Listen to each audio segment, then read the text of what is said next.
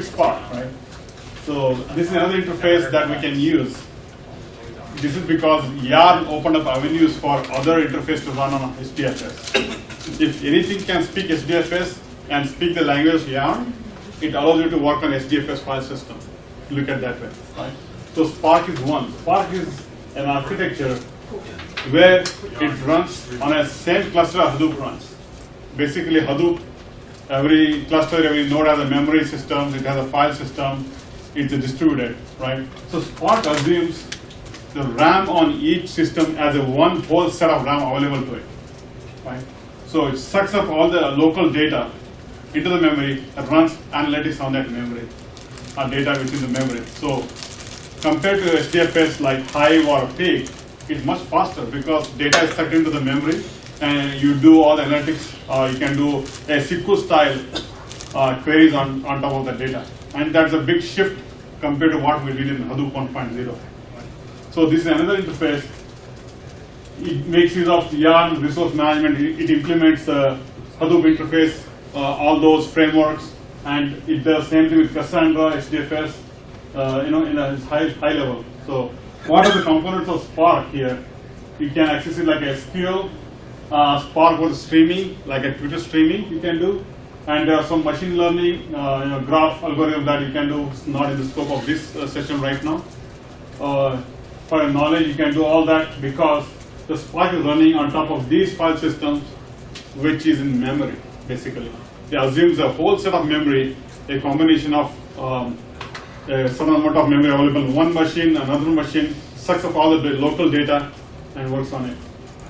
So to give an insight into this, there used to be another interface called Shark on top of Spark. Shark is like a Hive on Spark. Now that's been deprecated. Yeah, these are buzzwords, so don't worry about it. So let's stick with Spark SQL. So this is like a Hive QL, Hive query language, which does the same on top of Spark dataset, which is in the memory. So this is going to push MapReduce into the corner. Probably 6 months down the line, MapReduce will disappear and this is going to take over. This has a lot of advantages compared to HDFS because it does a lot of real-time analytics with the data and it's distributed just like Hadoop. And it works on Cassandra, works on a local file system or Hadoop file system. So that's the biggest advantage of this particular framework. And it has connectors. It makes it more even easier. Right? Now we can use the third-party UI tools or query tools to connect to these interfaces and work like a normal SQL interfaces on top of it, right? So it has some concept. They call the RDD, it creates in the memory, it's called resilient distributed data set. If the cursor goes down, you run it again, it sucks up the data from HDFS, builds resilient data sets and works on it, right? This is again distributed memory, right?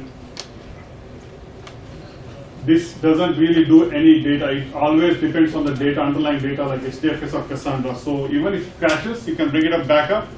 Again, it has the data from the persistency back into the memory, right?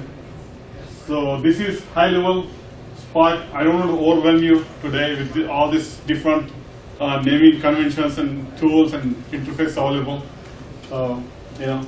If you have any questions, probably we can talk outside, or maybe you read up a little bit, send an email, so we can talk more on this one. So they have, who is aware of Scala programming? Anyone? No. Scala is not a procedural programming just like Java. It's a layer programming, the way you define variables, the scope of variables, and the life of variables. Is a layer programming which is very suitable for MapReduce or data applications. So I advise you to take a look how it works. I don't want to overwhelm you again. So it's built on using Scala. It has a different set of syntax just like Python, and it works differently. And there are some set of transformations, action that I'm going to show you, and it works on a DAG execution engine. So anyone know directed acyclic graph? We learned this in algebra. directed acyclic graph. The DAG engine.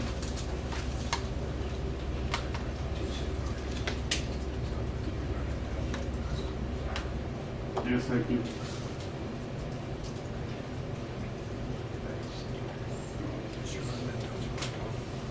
Basically, if I draw nodes anywhere, a graph usually have arrows. What does it mean? You cannot trace back. Keep going. You do some processing, send the data over here, you get the data from here, you keep on going. There is no way you can go back. There is no way here you can go back to any node from here you start. That's one simple example of DAG execution engine. So whenever you have a transformation built, it creates a DAG execution engine. It decides how to execute this data set. Then when the action happens, it implements it. So this is the model the Spark works on. I advise you to take a look, and I'm going to show some examples, run through some programs. I would really spend some time, I can say. This is a simple code in Scala, how it looks like. You're going to load hello text, you can go to flat map it, you can count the words, reduce it, and save it as text file. And I'm not really thorough in Scala, I did some, but it's a different ball game. You know, if you look at there, you come from Java world or interface implementation, it's different. It's totally different. So I advise you to take a look, but it's really powerful though. So, you know, I read up on that. So basically, a simple example of DAG execution engine here. When you decide to read a file, it starts building a DAG execution. How I can build that? Where are the different sets? How big they are? What are the files? So when you say action, this whole set is executed to produce a result here. So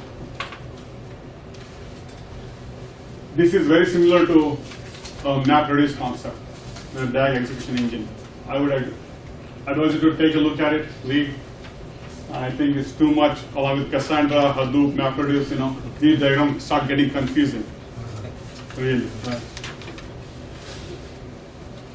So if you look at here, this looks like a node manager, a data node, a worker node, tasks, cache.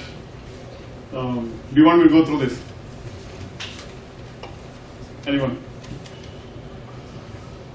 If you remember the previous diagrams in Hadoop, how it is structured, pretty much sits on top of Hadoop cluster because it also needs data localization. So this is a data node, and this becomes a worker node in terms of Spark, and executor is our application master, and you have tasks running within it. So if you imagine overlay these diagrams, you kind of start relating to each other.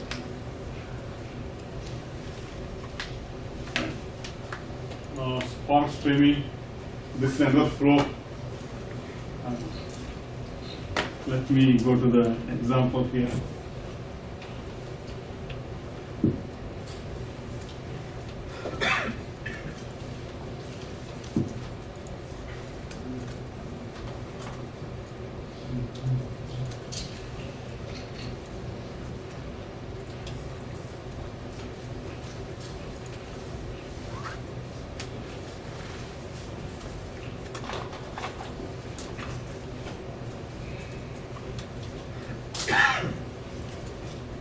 Can we go to this particular folder?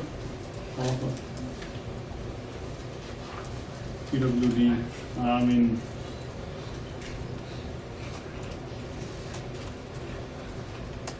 MNT weather, Spark, India,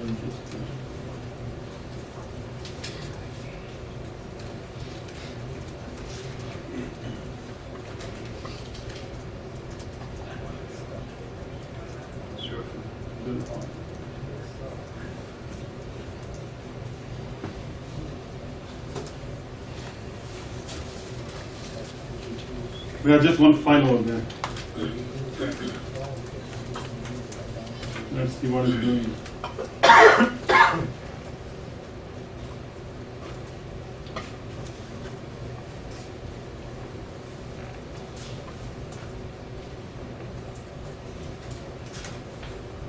this particular Spark program, reading from Cassandra and getting some first 10 rows from the data set.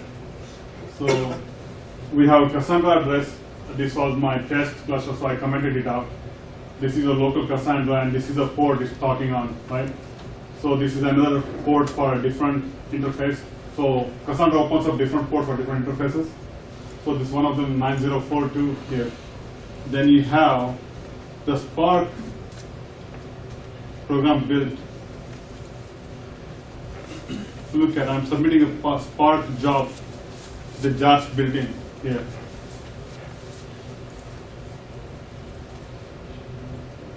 And it has all the information that it needs to connect to Cassandra, and it assumes the memory available on your VM, read it in the memory, and do some calculation on it. You can do any average count, a lot of algorithmic, algebraic functions you can apply. You can do a lot of data science on it also.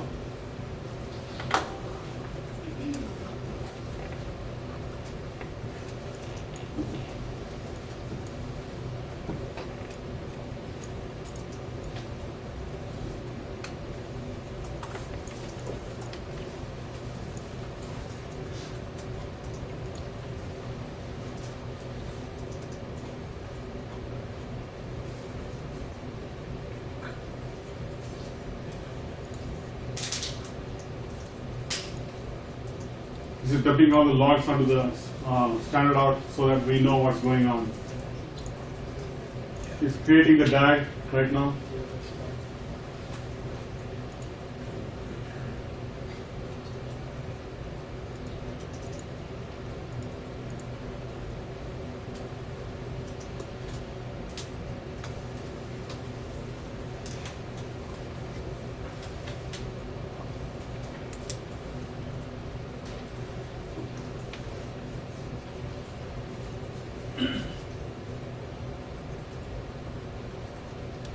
It connected to Cassandra.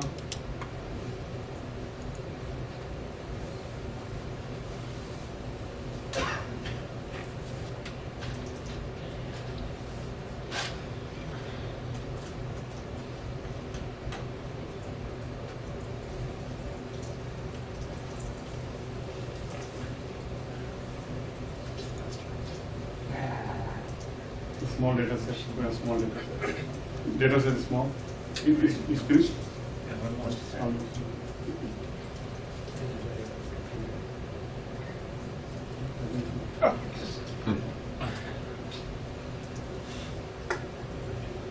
He was in there. I'm supposed to be having a better register, at least. You have late? Yes, sir. At home. He's got it.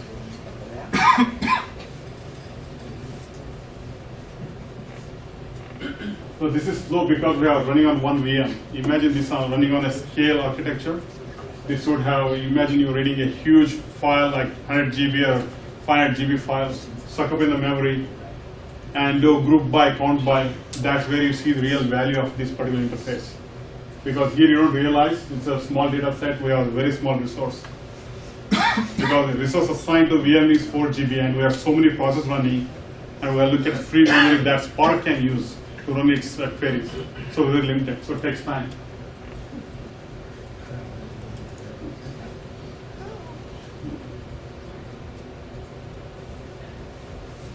Top 10 records from the temperature. There are top 10 records from the wind, I think.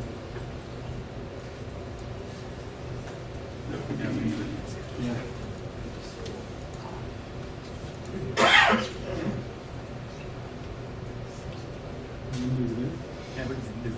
Wind is there. So if you go back, scroll back up, you see top 10 records. Yeah. Wind and this is temperature record, top 10 temperature records. There should be one more.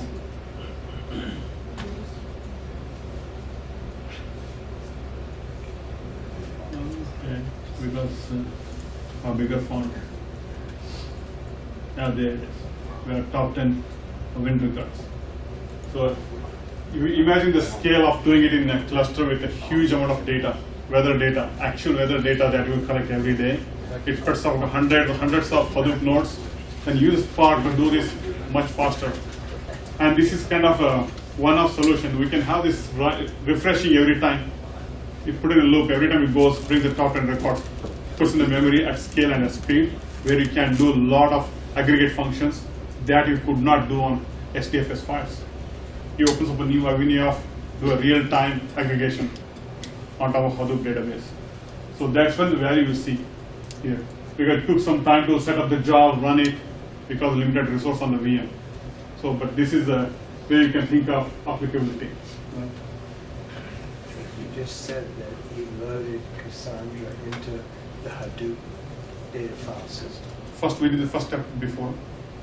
Right? So this is now we use the same data, take it from Cassandra into the memory and do it into the memory. So for Spark, it's just a file system. Cassandra, SDFS doesn't matter. So it provides interfaces to Cassandra, SDFS, or a local file system as well. You can suck it up in memory and do analytics on it. Yeah, these are different interfaces. I think the process hang, just do Control C on it, come out.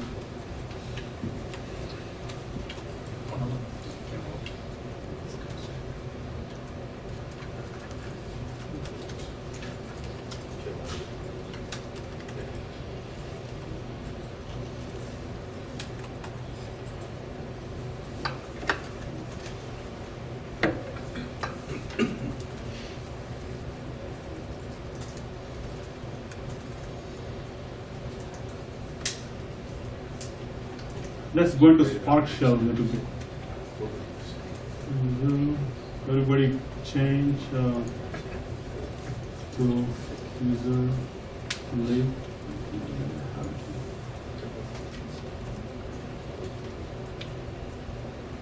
Go to this particular folder.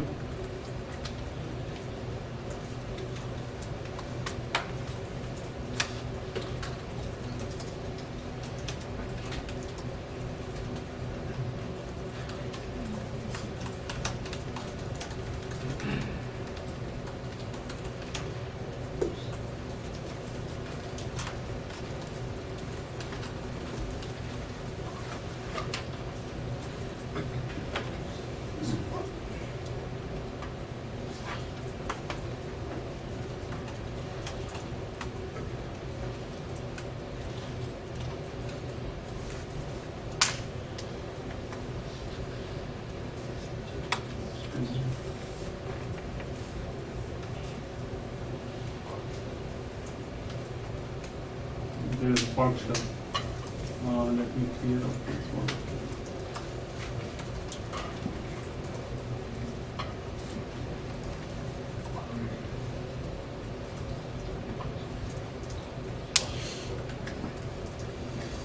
You see it?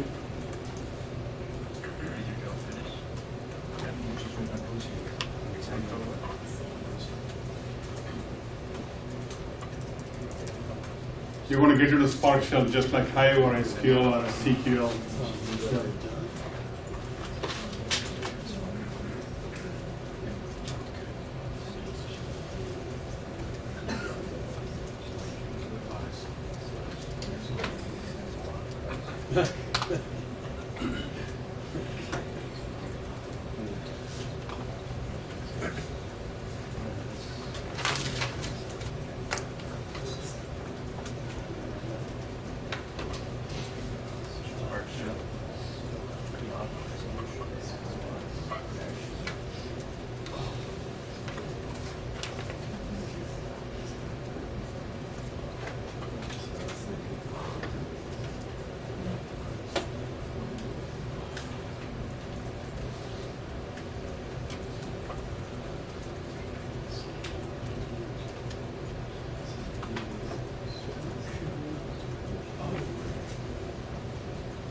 Is it Spark Shell? Spark Shell hyphen. I'll show it to you.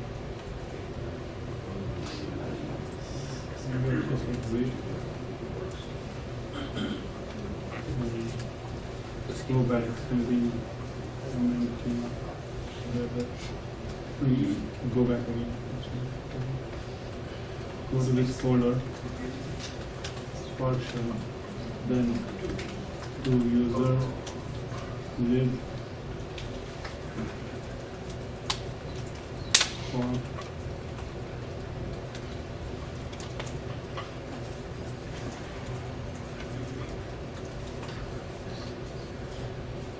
everyone needs to be in this folder. From there, you execute this command. So that I want the local folder to be the one in the shell. You have to be in this particular folder.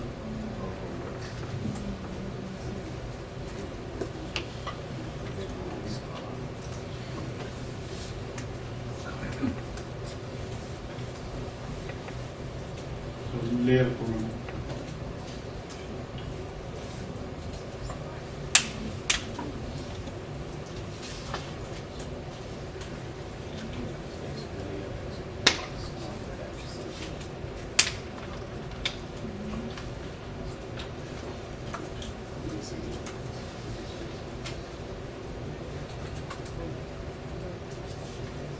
So can you open one more terminal window, all of you?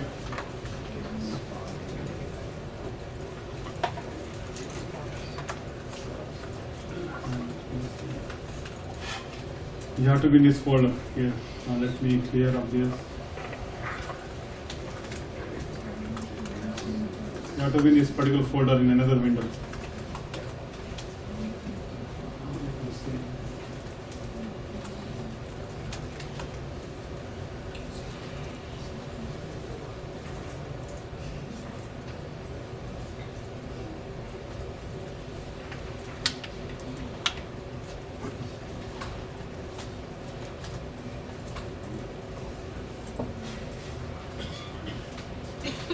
I'm going to list a file here. You say ls, you see a file spark.scala.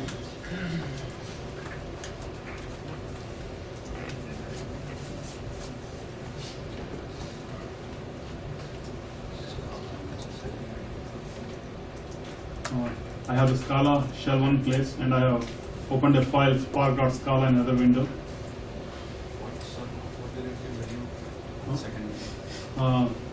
Which folder? Here, right there. Yeah.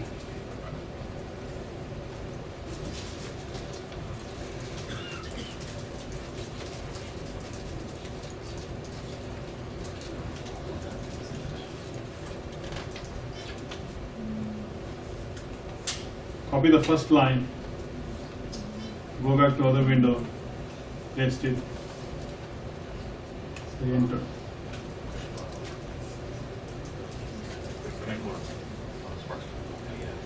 Just save that.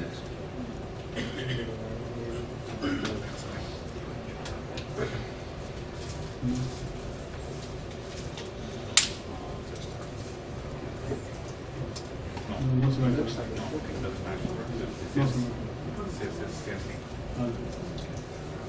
I'll take the second line.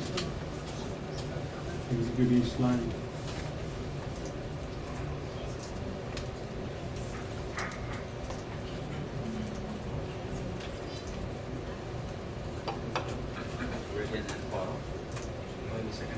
Yeah, it's trying to load a file in that folder. Yeah.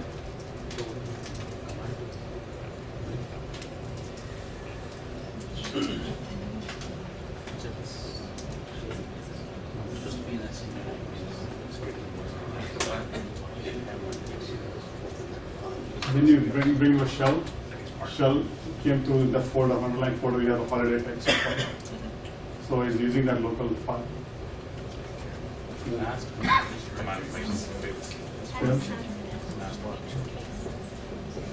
Yeah.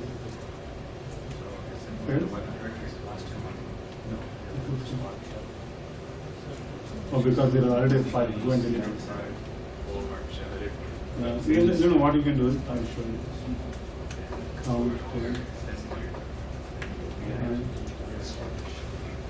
Like this, I'll do this one. Just rename the file, different file. New.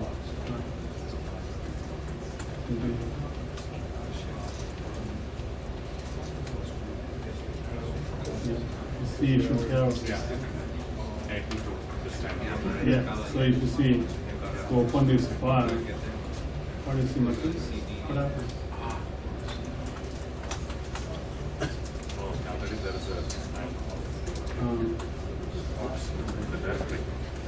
Well, directly, yeah, it is. Anyway, like,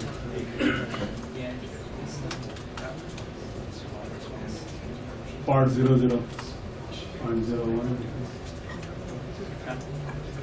Give the word count on F5.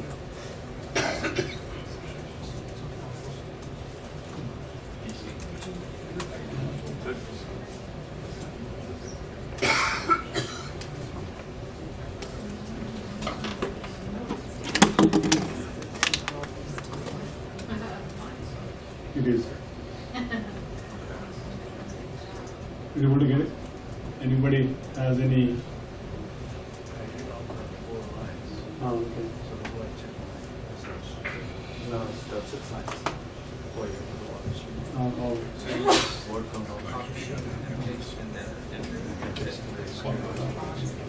What the shit?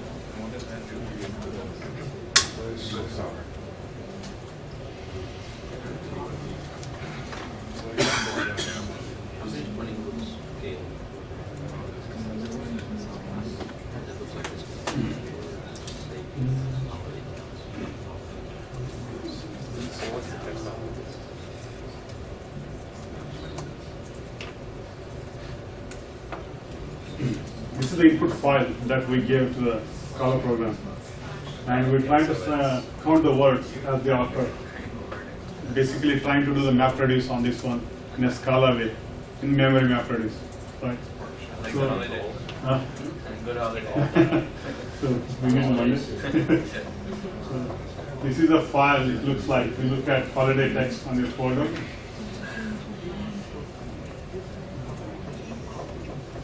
So we're trying to count the words. So after running the Scala program, I noticed that there is a file called folder called holiday counts. Maybe you can remove that folder or create a new one in your last line. In the last line of this file. Maybe. That you already have one up. Yeah. There is a last line here. You know what I would suggest? Change the create a new file name. Say new. Right, and you copy and paste that one and you execute that one. You're going to create a new folder.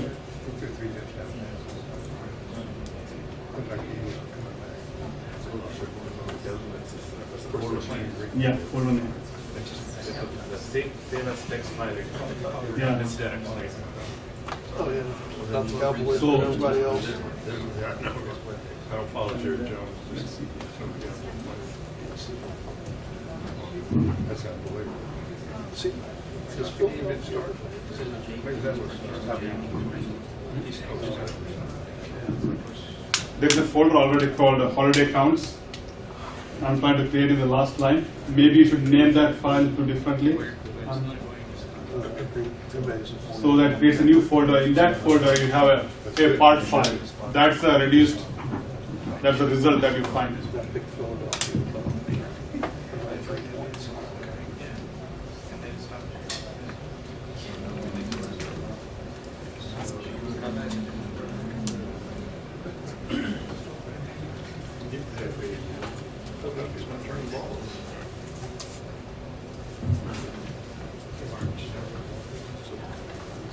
You type a new name and execute the same line. Then look for this particular folder. It creates a folder. Under this folder, you have the results. Like a part 00, part 001, if you see here.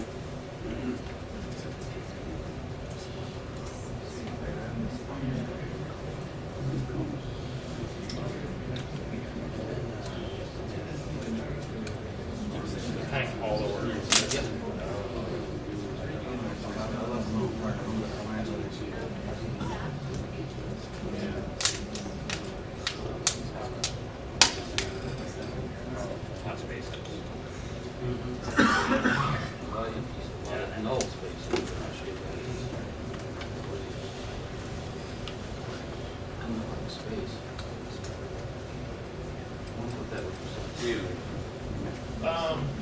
So we have a word count of like 749 for blank. It's not even blank, it's just like something. Yeah, it looks like open French comments. Tell you the space. Like what is that supposed to And we have to do the same. 40. The blank ones? Those are the blank ones. Last user. Oh, it gives you a number Yeah. of words. Yeah, word count comes down to just any white space in the page. It's counting. That. Oh, it's the one. Okay.